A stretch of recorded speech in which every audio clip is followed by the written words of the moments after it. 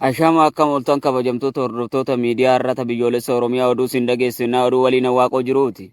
Waraanni bilisummaa Oromoo zoonii giddugala Oromiyaa kaadhimamtoota aaraa barsiisaa ture xumuruu isaa beeksise. Obbo zoonii giddugala Oromiyaa moonaa leenjii garaagaraa keessatti leenjii waraanummaa fi siyaasaa barsiisaa ture bifa miidhagaa ta'een xumuree eebbisiisuu isaa ifoomse. Akka obbo zoonii giddugala Oromiyaa jedhetti leenjii moonaa garaagaraa keessatti barnoota waraanummaa fi siyaasaa yeroo dheeraaf kennaa ture milkiin golobee bobbaasuu isaa hime. Gama leenjitoota yaa'anni kenname nuti qeerroon Oromoo yeroo alagaan hidhatee lolaa jirutti obbo waliin hiriirree qe'ee keenya eeggachuun dirqama dhalootaati jennee amannaa jedhan. Kana malees deemsi mootummaan paartilee siyaasaa Oromoo karaa nagaa qabsaa'an irratti dabni hojjechaa jiru Itoophiyaa irraa abdii nu kutachiisee jedhu. Ittuma dabaluun nuti qeerroon Oromoo du'a seenaa hin qabne akka yeroo darbee hin duunu obootti dabalamnee Oromiyaa walabaa ijaarraa jedhan.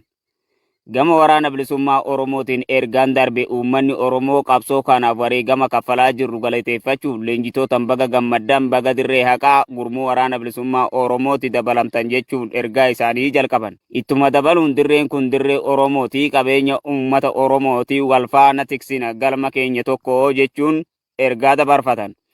Kana malees Oromoon qa'ee isaa irratti kabajamuuf hidhachuu qofatu furmaataa jedhan. Injifannoon kan uummata Oromooti.